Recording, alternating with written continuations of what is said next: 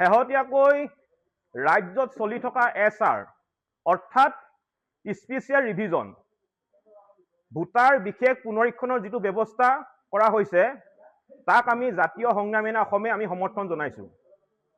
আমাৰ স্পষ্ট কথা, আমাক এখন অবৈধ সন্দেহযুক্ত নাগৰিক মুক্ত বাংলাদেশী মিয়া মুক্ত আমাৰ ভোটাৰ তালিকা লাগে। আৰু ইলেকশ্যন কমিশনাৰ অফ ইণ্ডিয়ালৈ আমাৰ এক অনুৰোধ, হিন্দুৱে হওক বা মুছলমানে হওক, এজনো যাতে খিলঞ্জীয়া মানুহক হাৰাশাস্তি নকৰাকৈ এখন শুদ্ধ ভোটাৰ তালিকা তেওঁলোকে প্ৰস্তুত কৰক।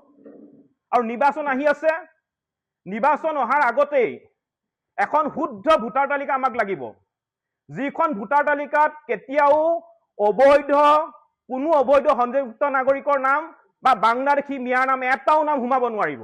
এখন শুদ্ধ ভোটাৰ তালিকা আমাক নিৰ্বাচনৰ আগত লাগিব। সেই কথাটো আজি আমি সংবাদমেলৰ জৰিয়তে স্পষ্ট কৰি দিছো। অন্যথা কিন্তু অসম আন্দোলনকে কিন্তু ভয়াৱহ পৰিৱেশ আমি অসমত গঢ়ি তুলিম, সেইটো স্পষ্ট কথা। কাৰণ আমি অসমখন বাংলাদেশ আৰু পাকিস্তান আমি হ'বলৈ এৰি দিব নোৱাৰো। আজিৰ তাৰিখত যদি আমি অবৈধ সন্দেহযুক্ত নাগৰিক বাংলাদেশী মিয়াৰ যদি আমি আগ্ৰাসন ৰোধ কৰিব নোৱাৰো, আজিৰ তাৰিখত যদি আমি ভোটাৰ তালিকাৰ পৰা বাংলাদেশী মিয়াৰ নাম কৰ্তন কৰিব নোৱাৰো, তেতিয়াহ'লে জাতিটোৰ কিন্তু ভৱিষ্যত একেবাৰে অন্ধকাৰ। গতিকে আমি কিমান আৰু এই বিদেশী সমস্যাটোক লৈ আমি আন্দোলন কৰিম, কিমান আৰু আমি সংগ্ৰাম কৰিম। আজি কংগ্ৰেছে SRক লৈ ৰাজনীতি কৰিছে। আজি কংগ্ৰেছৰ দিনত 6 বছৰীয়া অসম আন্দোলন হ'ল, 855 জন আমাৰ অসমীয়া যুৱক যুৱতী শ্বহীদ হ'ল, হাজাৰ হাজাৰ বাই ভনী ঘূণীয়া হ'বলগীয়া হ'ল। তাৰপিছত কংগ্ৰেছে আমাক কি দিলে? কংগ্ৰেছে কেৱল মাত্ৰ বিশ্বাসঘাতক আৰু প্ৰতাৰণাৰ বাহিৰে কিন্তু কংগ্ৰেছে একো দিয়া নাই। কংগ্ৰেছে কেৱল মাত্ৰ বিশ্বাসঘাতক কৰিলে, কংগ্ৰেছে অসমৰ ৰাইজক কেৱল মাত্ৰ প্ৰতাৰণা কৰিলে। 2010 চনত বৰপেটাত NRC পাইলট প্ৰজেক্টৰ কাম আৰম্ভ কৰা হৈছিল। আৰু 2010 চনৰ 21 জুলাই তাৰিখে আমছুৱে পাইলট প্ৰজেক্টৰ কামৰ বিৰোধিতা কৰি বৰপেটা জিলাত তাণ্ডৱ চলাইছিল। আৰু সেই সময়ত প্ৰতিবাদকাৰীয়ে বৰপেটা জিলাত থকা খাদ্য আৰু অসামৰিক যোগান বিভাগৰ যিটো কাৰ্যালয় আছিল, এই কাৰ্যালয়টো জুই লগাই দিছিল। প্ৰতিবাদকাৰীয়ে গাড়ী মটৰত অগ্নিসংযোগ কৰিছিল।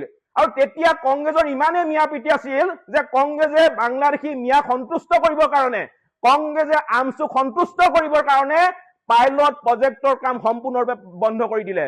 এই কথাবিলাক আমি পাহৰা নাই। আজি কংগ্ৰেছৰ কাৰণে, কংগ্ৰেছৰ দিনতে লাখ লাখ অবৈধ সন্দেহযুক্ত নাগৰিকক কিন্তু অসমত সংস্থাপিত কৰা হ'ল।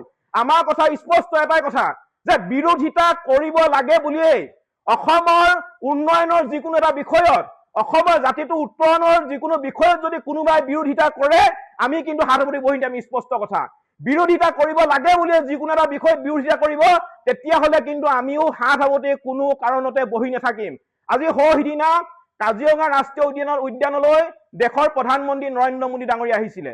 আৰু তেওঁ কাজিৰঙা ৰাষ্ট্ৰীয় উদ্যানত এলিভেটেড যিটো কৰিডৰৰ প্ৰকল্পৰ ভূমি পূজন আৰু উদ্বোধনৰ কাম তেওঁ আৰম্ভ কৰে। আৰু সেই সময়ত আমি দেখা পালো যে কংগ্ৰেছৰ সভাপতি গৌৰৱ গগৈ ডাঙৰীয়াই এই যিটো এলিভেটেড কৰিডৰৰ যিটো নিৰ্মাণ কাম কৰিবলৈ ওলাইছে তাক বিৰোধিতা কৰিছে। আৰু বিৰোধিতা কৰাৰ কাৰণে এটাই, তেওঁ কৈছে এলিভেটেড কৰিডৰ নিৰ্মাণ কৰিলে বোলে ধূলি বালি হ'ব।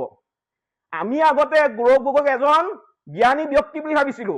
এতিয়া গৌৰৱ গগৈৰ কৰ্মকাণ্ড বিলাকৰ পৰা, গৌৰৱ গগৈৰ কথা বতৰাৰ পৰা এটা কথা স্পষ্ট হৈ গৈছে যে গৌৰৱ গগৈৰ জ্ঞান কিন্তু চকুৰ আলিতকৈ কম। গৌৰৱ গগৈৰ জ্ঞান কিন্তু চকুৰ আলিতকৈ কম। গতিকে আমাৰ কথা স্পষ্ট যে অসমীয়া জাতিৰ উন্নয়নৰ, অসমীয়া জাতিৰ উত্তৰণৰ যিকোনো বিষয়ত, অসমীয়া জাতীয় বিষয়সমূহত, অসমৰ উন্নয়নৰ বিষয়সমূহত যদি কোনোবাই ৰাজনীতি কৰিবলৈ হয়, কোনোবাই যদি বিধি পথালি দিবলৈ হয়, আমিও কিন্তু হাত সাৱটি কোনো কাৰণতে জাতীয় সংগ্ৰামী অসম বহি নাথাকে, কথা স্পষ্ট। আৰু নিৰ্বাচন আহি আছে, নিৰ্বাচনৰ আগত আমাক এখন শুদ্ধ ভোটাৰ তালিকা লাগিব, যিখন ভোটাৰ তালিকাত এটাও বাংলাদেশী মিয়াৰ নাম সোমাব নোৱাৰিব, এটাও অবৈধ সন্দেহযুক্ত নাগৰিকৰ নাম সোমাব নোৱাৰিব। এখন শুদ্ধ ভোটাৰ তালিকা নিৰ্বাচন আয়োগে নিৰ্বাচনৰ আগত প্ৰস্তুত কৰিব লাগিব। অন্যথা অসমত কিন্তু অসম আন্দোলনতকৈ ভয়াৱহ পৰিৱেশ আমি গঢ়ি তুলিম, সেইটো কথা স্পষ্ট। যে SR অৰ্থাৎ স্পেচিয়েল ৰিভিজন ভোটাৰ বিশেষ পুনৰীক্ষণৰ যিটো ব্যৱস্থা, আমি তাক সমৰ্থন জনাইছো। কিন্তু আমি কৈছো যে হিন্দুৱে হওক বা মুছলমানে হওক, কোনো এজন খিলঞ্জীয়া মানুহক হাৰাশাস্তি নকৰাকৈ এখন শুদ্ধ ভোটাৰ তালিকা লাগিব। আৰু শিৱসাগৰক আমি শুনা পাইছো যে কিছু খিলঞ্জীয়া মানুহক হাৰাশাস্তি কৰা হৈছে। আমি এই ঘটনাক তীব্ৰ ভাষাই ধিক্কাৰ দিছো, গৰিহণা দিছো। আৰু যিসকল ব্যক্তিয়ে কৰিছে বুলি ইতিমধ্যে আমি শুনিবলৈ পাইছো, প্ৰশাসন আছে, প্ৰশাসনে তেওঁলোকৰ ওপৰত বিহিত ব্যৱস্থা গ্ৰহণ কৰিবৰ কাৰণে আমি জাতীয় সংগ্ৰামী অসমৰ তৰফৰ পৰা দাবী উত্থাপন কৰিছো। আমাৰ কথা স্পষ্ট, আমাক এখন শুদ্ধ ভোটাৰ তালিকা লাগিব। তাৰ অৰ্থ এইটো নহয় যে কোনোবা হিন্দু মানুহক হাৰাশাস্তি কৰিব, কোনোবা মুছলমান মানুহক হাৰাশাস্তি কৰিব। এজনো খিলঞ্জীয়া মানুহক হাৰাশাস্তি কৰিব নোৱাৰিব। খিলঞ্জীয়া মানুহক হাৰাশাস্তি নকৰাকৈ এখন শুদ্ধ ভোটাৰ তালিকা নিৰ্বাচন আয়োগে প্ৰস্তুত কৰক, আমি সমৰ্থন জনাম।